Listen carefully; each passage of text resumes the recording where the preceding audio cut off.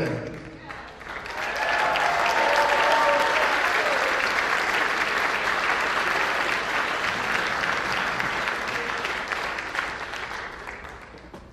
Okay, a couple of things before we get started. Today, most people probably don't know, but it's MIA POW Recognition Day. And what I'd like to do is just take a brief moment of silence to recognize our prisoners of war and those that are missing in action and continue to be missing in action in many cases around the world.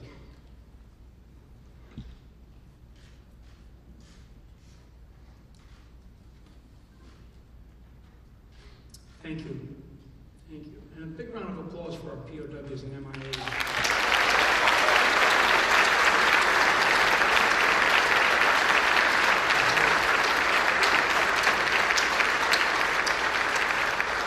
I'm going to address a couple of things before I introduce Donald Trump, who's then going to come out and make some remarks, and we're going to have some of the speakers behind me, some of the individuals, some of the heroes behind me make some comments about what it is that they believe and the direction that this country needs to take under some really solid leadership.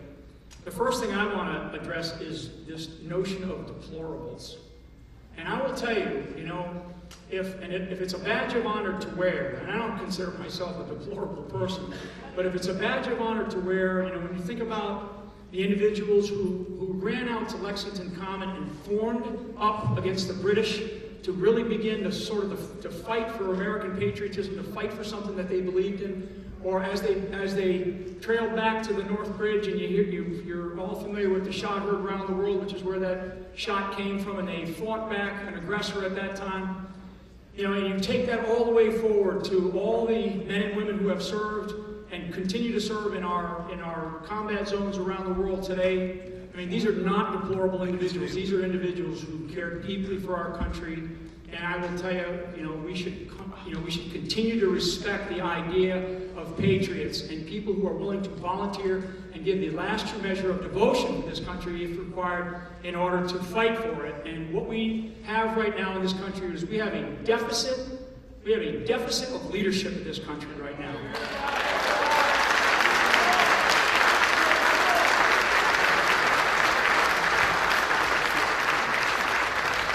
It's a staggering deficit of leadership.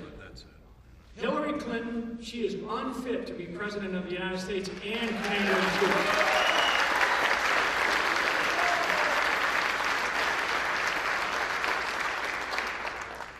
People talk about temperament. Well, I want to tell you, I've known Donald Trump for a while now, and temperament is actually a strength of his because his temperament is a temperament of winning. It's the idea of winning.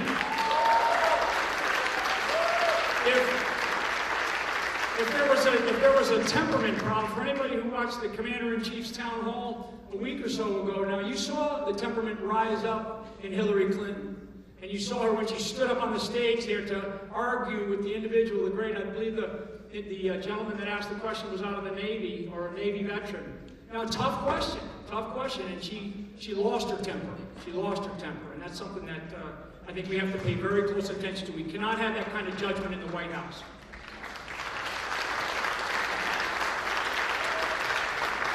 Okay, a couple of things before I bring Donald Trump out here. What's represented behind me, and you've seen all these numbers of flag officers, generals, and admirals. Today we sort of rolling out another batch, and their numbers continue to come in. I'm going to tell you that we have 165 flag officers from all walks of life that have stepped up to say we completely support Donald Trump to be the next president of the United States and be the next commander-in-chief.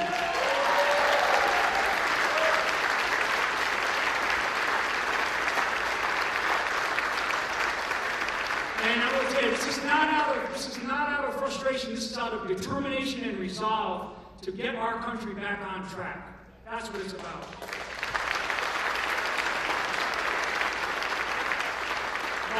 Represented behind me, we also have 17 Medal of Honor recipients who have also stood up and said, we support Donald Trump.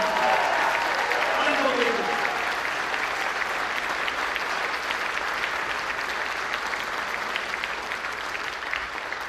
So for our military who continue to serve, who I deeply respect, I respect everything that they do. I know Donald Trump deeply respects everything that they do. Our veterans, we have to take much, much better care of our veterans.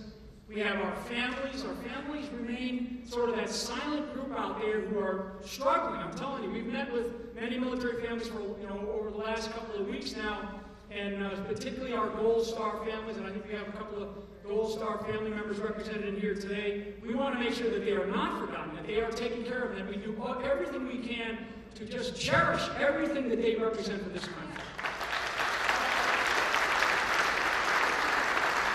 Okay, so with that, ladies and gentlemen, I want to introduce the next President of the United States, Donald Trump.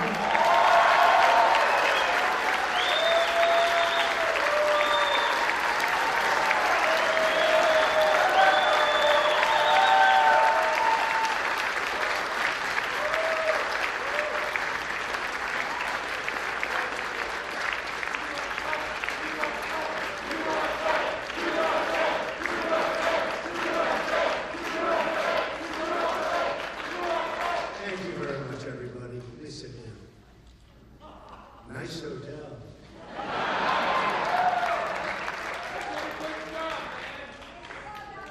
Under budget and ahead of schedule. Now, it is a great honor. This is our brand new ballroom. You only see a small piece of it because we have it broken down. But this is, the hotel is completed. We'll be having our opening ceremony in October.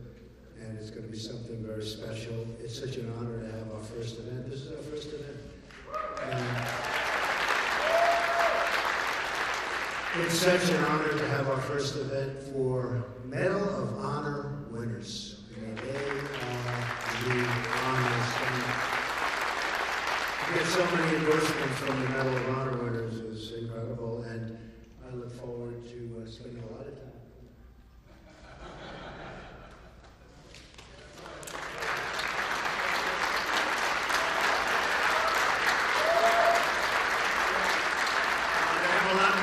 Than I do. I will say that all the time. But it is such an honor to have this particular ceremony be the first ceremony, because I think when the hotel opens officially, it will be one of the great hotels anywhere in the world.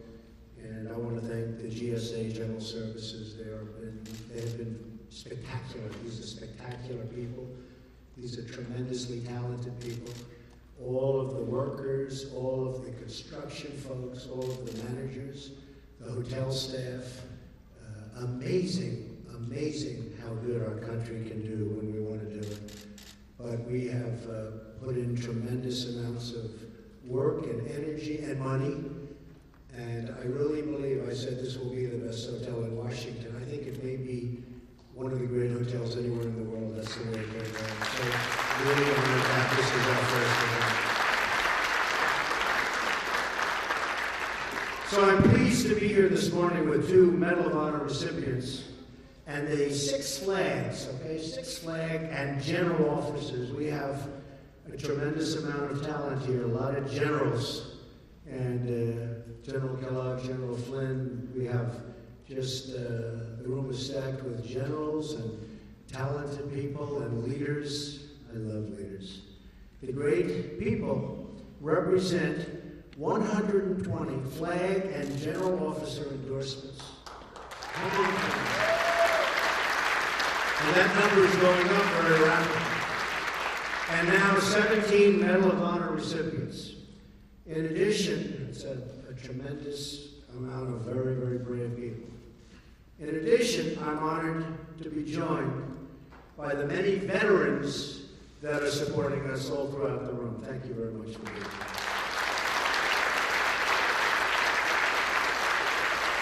I'm also honored to have a Gold Star wife, Jane Horton, here. And Jane is with us this morning. Jane, where is Jane? Please stand. Thank you, Jane. Thank you.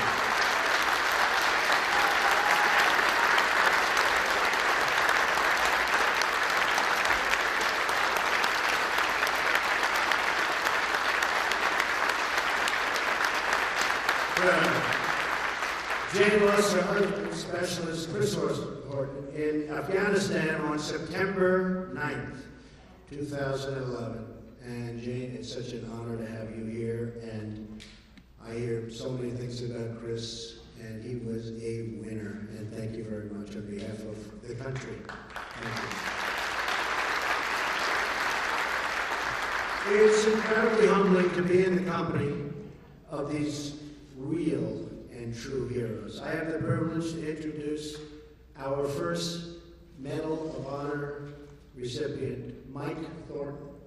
Mike is a retired United States Navy SEAL, a tough cookie, and a recipient of the United States military's highest decoration, the Medal of Honor, for his actions in Vietnam, the Vietnam War.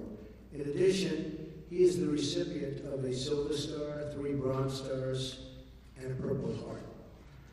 I'm proud to have him on my team. Such a great honor for me. And also fellow recipient Bob Patterson, who likewise has the Medal of Honor, who is also here. We have 17 Medal of Honor recipients, and they've all endorsed me for President of the United States. And I have been endorsed by generals, and many of the generals have become very good friends of mine. We seem to have a very good chemistry together. But even the generals admit there is something very special about Medal of Honor recipients. So, Mike, if I might ask you to just say hello, come up, say a couple of words, and thank you very much for being here. Anyways, now folks, stop. Don't even know that. This is all about getting the word out there. I have known Mr. Trump since 1986. And when it wasn't fashionable to support the military in 1986, some great people like Donald Trump and Zach Fisher, and then we bought the USS Intrepid there, and he supported us back in that period of time.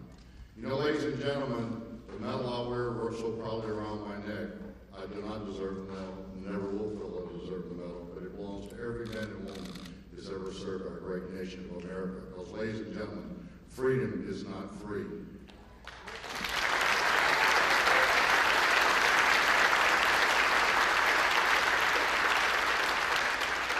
Right now, today is the most trying time in my life, which life is very short. I've been around for almost 70 years. But you know, this election means so much.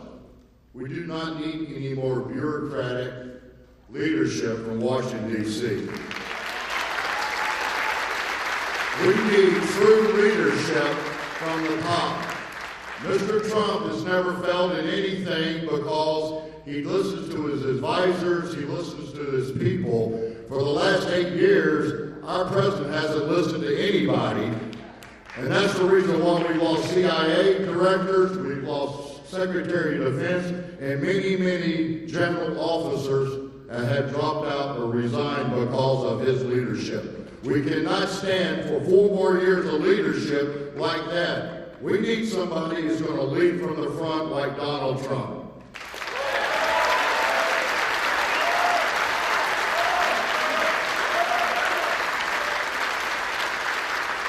So thank you very much for having us here. God bless you, God bless America, and God bless Donald Trump.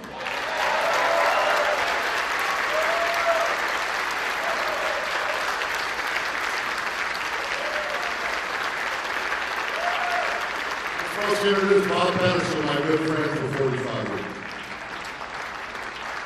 It's like the Army's better. I'm here to tell you something right now. I spent 26 years of my life defending this country. And after that, I spent another 17 years taking care of those veterans who I served with and were still serving. Because I worked for 17 years with the VA before I finally retired. I've watched our country take a complete turnaround from where it was. We used to be the shining star of the hill. And we're getting dimmer and dimmer and dimmer. And it's all because of all the bureaucrats here in Washington, D.C. And it's time we send somebody to Washington that knows how to say, "You're fired."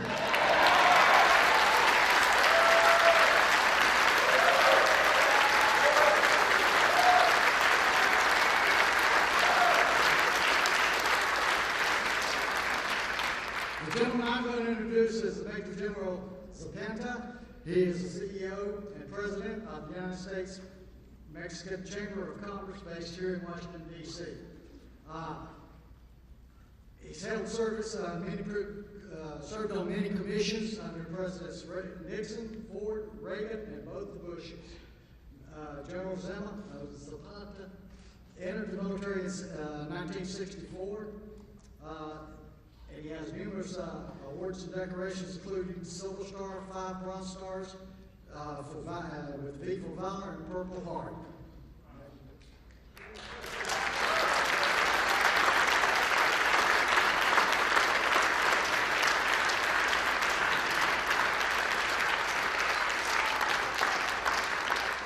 What Bob just did to me, he made me older than anybody up here. Mr. Trump, thank God for you.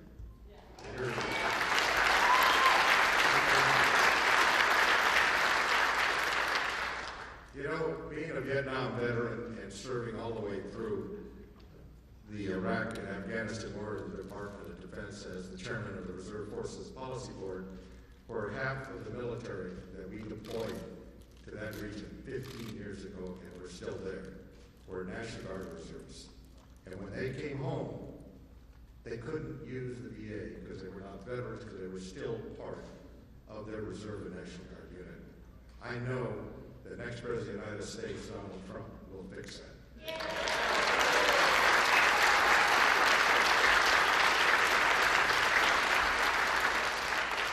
I also would like to say, you know, deplorables are also deployables.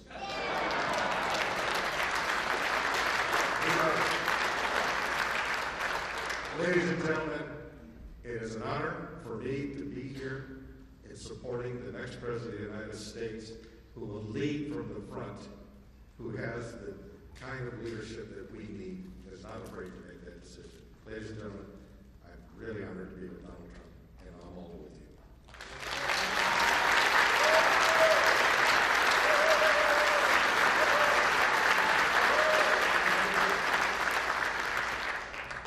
I actually probably did this on purpose because this next fellow is really a personal friend, and I have an immense respect for him. He won his Silver Star in Korea when the North Koreans tried to take over our location there in the DMZ. So he's a very special warrior. He is a Major General. It's my honor to introduce you to Major General Bert Mississauga.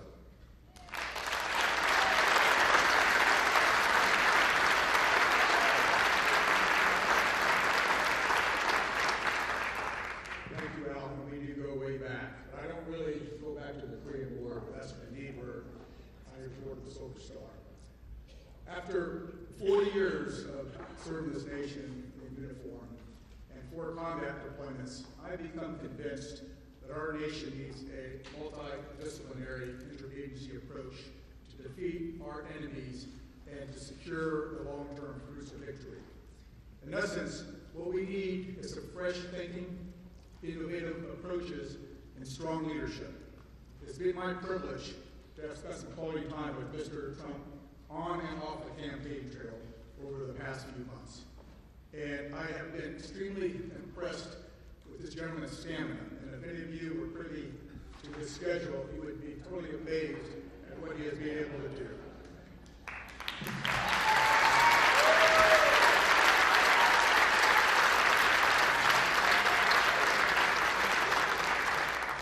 In addition to his stamina, I've been very impressed with his intellectual curiosity and his raw intelligence and his energy and his enthusiasm and, yes, indeed, his temperament. He's got the right temperament that we need in the White House.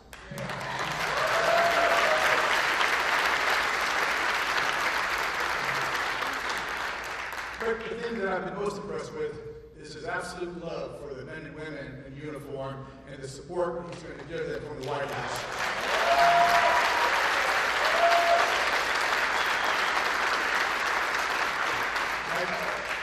I can guarantee you men and women make overseas and that their families make at home will not be in vain, in addition to the billions of taxpayer dollars that we spent supporting them. And that's why I stand by Mr. Trump to be our next commander-in-chief.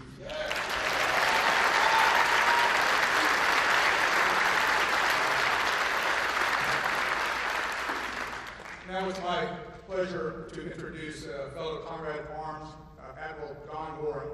He's an Naval Academy graduate in the class of '74. He commanded a guided missile frigate, a destroyer squadron. He was an executive assistant to our naval commander of Naval Forces Europe, and he ended a brilliant career as a deputy director for strategic plans and policy, and he covered Russia, Africa, and NATO. So, my pleasure.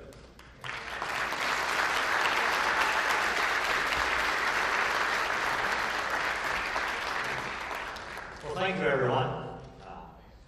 We are a group of national security professionals who dedicated our lives to the security of our nation, as deplorable as we are. We are not a political group, but we are a national security group that has chosen to support a political candidate. The series of discussions you've all listened to Mr. Trump have deal with national security. National security is not solely about the military. It's comprised of many facets: defense, diplomacy, development, economic security, energy security, border security, cyber security, homeland security. The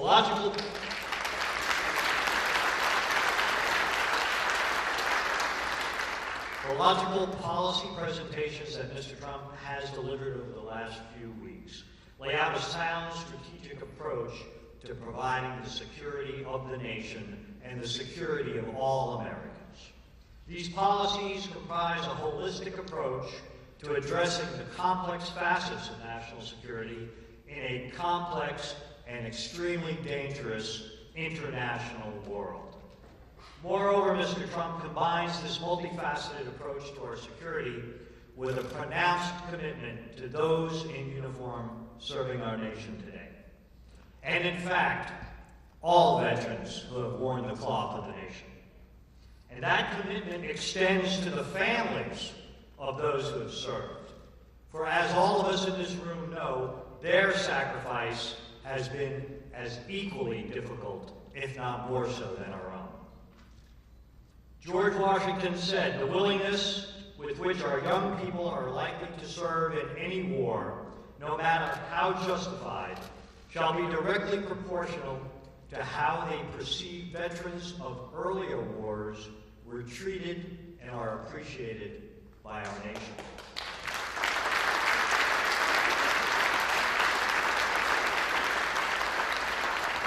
Mr. Trump has embraced those words of our first president. Mr. Trump has also shown an extreme dedication to those that have shouldered the wounds of battle in the service to our nation, and we have several of those people with us today. And he has committed himself to the words of President Abraham Lincoln, words that are emblazoned in the motto of our Department of Veterans Affairs: to care for him who shall have borne the battle and for his widow and orphan. This is why all of us here are assembled to support Donald Trump for president. We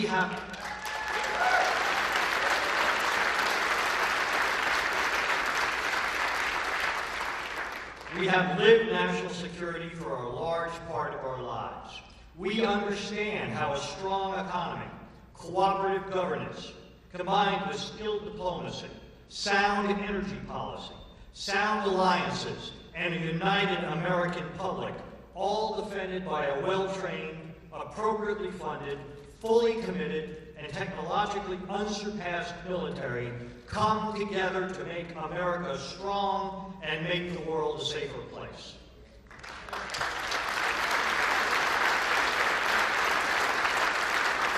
And finally,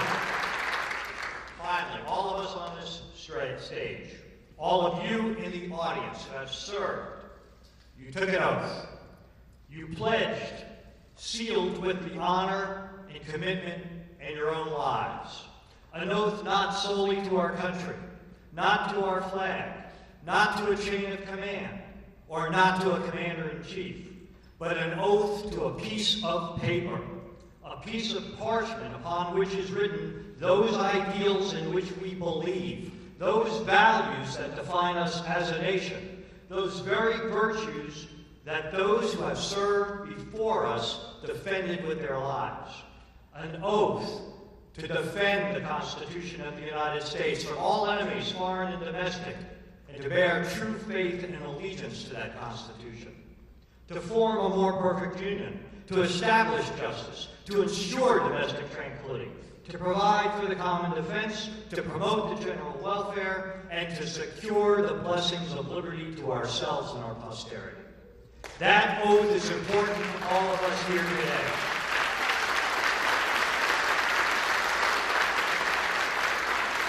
That oath remains the cornerstone of our lives long after we have taken off the uniform. That oath is important to Donald Trump. And he, in fact, will take that very same oath on January 20th, 2017.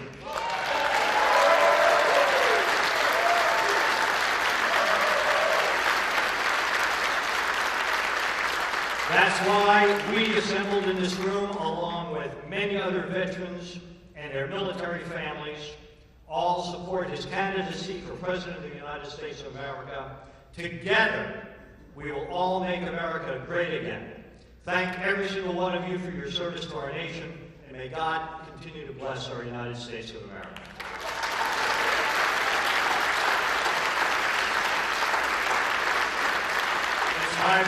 It's my pleasure now to introduce Lieutenant General Tom McInerney, a West Point graduate, but we won't hold that against him. Commissioned as second lieutenant in the Army, he then joined the Air Force, completed pilot training, and went on to a long, distinguished military career, including Assistant Vice Chief of Staff, Headquarters, U.S. Air Force. His awards are numerous, including the Distinguished Service Medal, the Defense Superior Service Medal, Legion of Merit, Distinguished Flying Cross, Bronze Star, a true good American hero, Tom McInerney.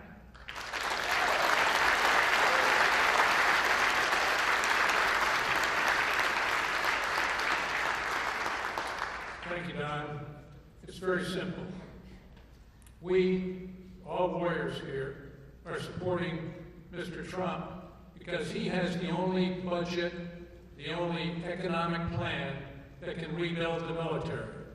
If you elect Hillary Clinton, you're going to get 1% growth. You're going to get 3.5% to 6% growth with this administration because he knows how to take the handcuffs off America's economy. We need that.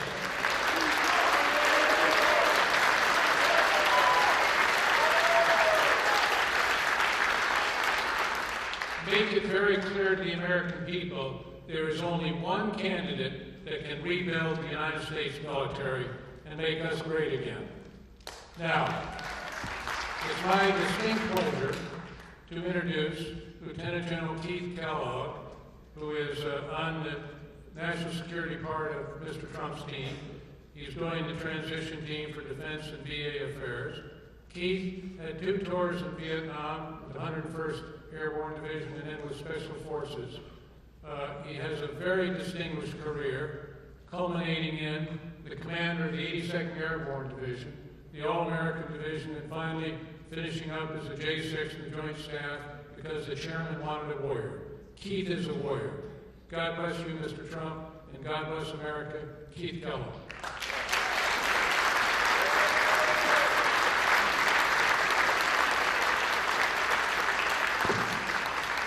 Thank you, and I'm honored to be on the stage today with these great Americans, 2 Medal of Honor winners, 2 of 17 who in the past week have endorsed Mr. Trump to be our Commander-in-Chief. These are men who know the meaning of courage. They know sacrifice, they know character, and they're with us. And I also want to identify again, as Mr. Trump said earlier, Mrs. Jane Horton, the Gold Star wife, Chris Horton.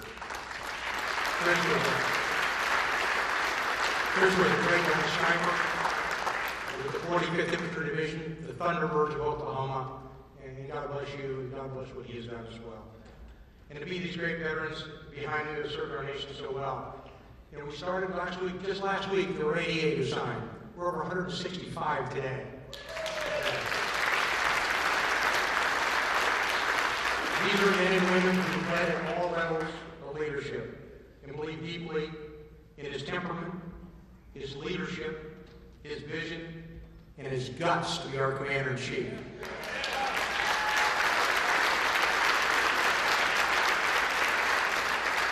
For those of you watching, let me tell you a little bit about the people who support him, the people behind me, and the people who are not here, and to the millions of Americans who hopefully are watching.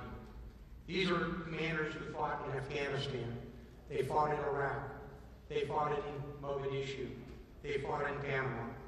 We have leaders who've been wounded fighting for this nation. We have leaders who hunted down Saddam Hussein. And one of the commanders we have on our team hunted down and killed Pablo Escobar, the Colombian murderer. We're in the middle of a change election. It's really quite simple. To those of you here today, to those of you listening out there, to those of you watching, if you want to keep the status quo with all its failures and promises and more of the same, then you know where you can go. Or if you want to move forward with courage, be what we can be, what we should be, and what we will be, then you will elect Donald Trump to be President of the United States of America.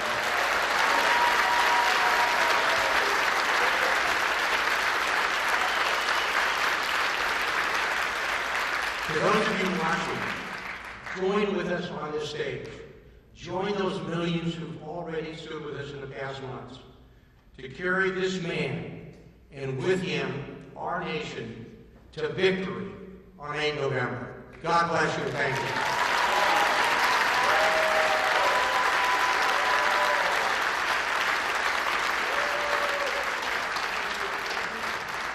Okay, without further ado, the person that you're here to see and here to listen to, the next President of the United States, Donald J. Trump.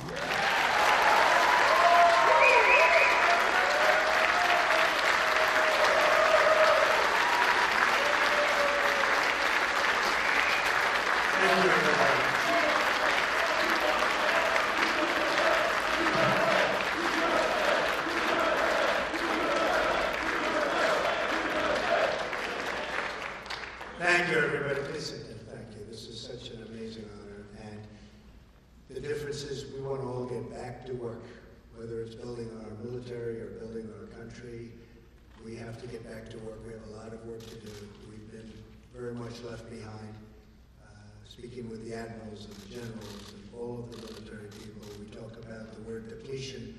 The military has been so badly treated in terms of its equipment and the money being spent. And this is a time where we need our military perhaps more than ever. When you look at the number of ships, you look at the number of military personnel, you look at the numbers are setting records for all-time lows. We can't have that. There's a world out there, and it's not nice to say, but there are a lot of very, very evil people heading up some potentially very strong countries. We have to be prepared. We have to keep our country so great and so strong. And that's why to have all of the support from so many generals, so many admirals, people I respect so much. They're smart, they're tough, they know what's happening. And I believe in them totally, and that's why the fact that they believe in me is one of the great honors of my life. So I want to thank everybody.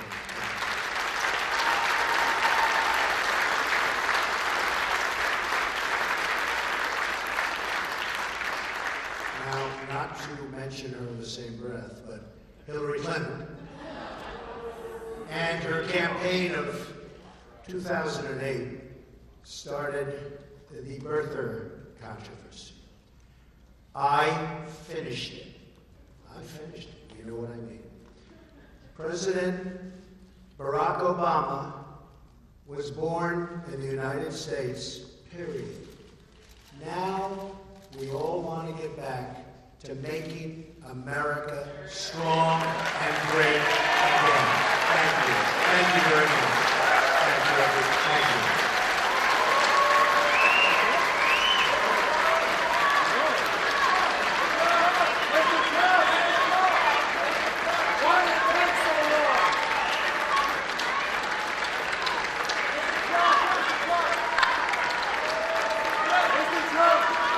Why did it take so long?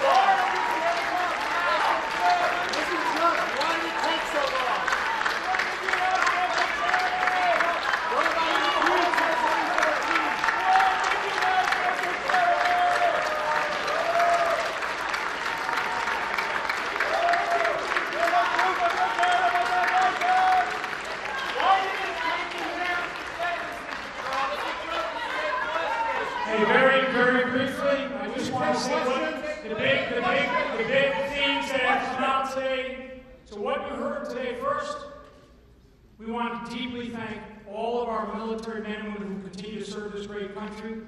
If being a deplorable and wanting our country to be great again, then I'm a deplorable. For those individuals who serve our military, the men and women, the veterans, the families who stand behind all those sacrifices, they are not deplorable Americans, they're great Americans.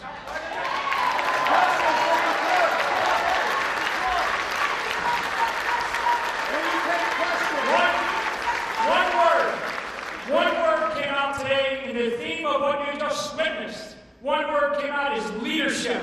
We need leadership desperately in this country.